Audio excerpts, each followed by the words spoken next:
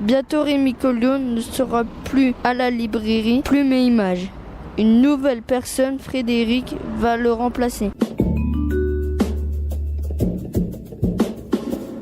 Pourquoi êtes-vous venu à Tonnerre ? Alors je suis venue à Tonnerre parce que je cherchais du travail. J'ai appris que la librairie ici, que j'avais déjà vue une fois, allait avoir besoin d'un libraire pour remplacer Rémi après son départ. Donc j'ai rencontré les gens du collectif qui vont reprendre la librairie. Et puis on s'est bien entendu.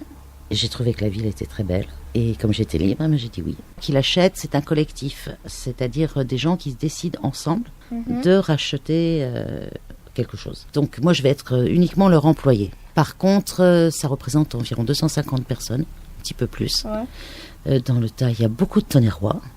Et il y a aussi des gens qui viennent de plus loin, des amis à moi, de ma famille. Il y a des écrivains, ouais. Il y a des éditeurs de livres. Et puis quelques librairies aussi, donc voilà. Donc c'est eux qui rachètent la librairie et qui rachèteront la librairie. Ça devrait se faire normalement le mois prochain, ça devrait être en cours. Voilà.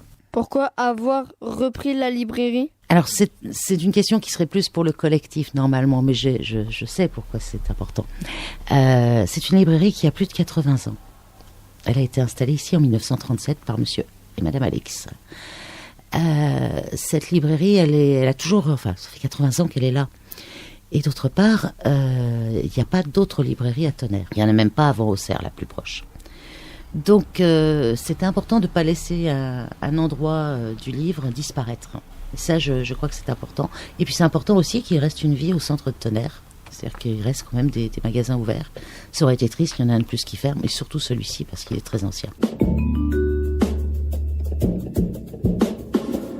Beaucoup d'animations dans votre tête sont prévues pour la librairie Plume et Images, notamment la première importante aura lieu le 20 octobre. L'auteur Laurent Weil, oui. C'est une rencontre qu'on mijote avec la complicité de la médiathèque. Dédicace le matin, rencontre l'après-midi, suivi d'une éventuelle deuxième dédicace à la médiathèque, dédicace à la librairie le matin. Laurent est un personnage un peu atypique, c'est vraiment un aventurier. Il a exercé tout un tas de métiers, il s'est engagé dans l'armée à 17 ans, il a été videur de boîte de nuit, il a été guitariste professionnel, il a été brocanteur et il est encore maintenant enseignant, il donne des cours d'anglais parce qu'il est franco-britannique comme son nom l'indique. Il a commencé avec la science-fiction, mais il nous a fait coup sur coup 3 très beaux thrillers historiques qui sont trouvables maintenant chez Folio Policier, qui sont originellement chez les éditions Critiques, et qui sont Goodbye Billy, qui se centrent sur Billy the Kid. Et si Billy n'était pas mort, tué par Pat Garrett comme la légende le raconte, il s'est extrêmement bien documenté. Il a travaillé aussi sur Robinson Crusoe, et ça c'est le deuxième, c'est le manuscrit Robinson. Et le troisième, qui n'est pas encore sorti en poche, c'est le réseau Mermoz, évidemment c'est Jean Mermoz. Voilà. Donc c'est un vrai conteur, il a un vrai talent, et moi je suis sûre qu'il saura charmer tout le monde. C'est un excellent écrivain. Je suis très très contente Donc le 20 octobre, voilà, à la librairie Plume et Images. Un samedi, il sera là vers 10h30 je pense, et puis il restera avec nous toute la journée. Et vous ne fermez pas entre midi et 2 ?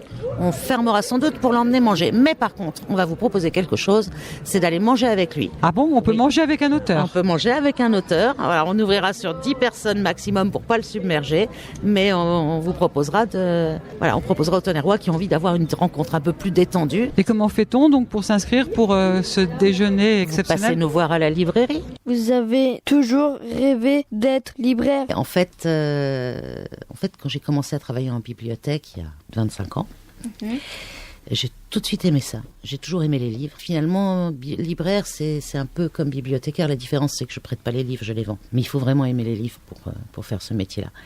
Et tu vois, après avoir fait presque tous les autres métiers dans le milieu du livre, je trouve bien de revenir en librairie. Non, j'en ai pas toujours rêvé, mais je suis très très satisfaite en fait là.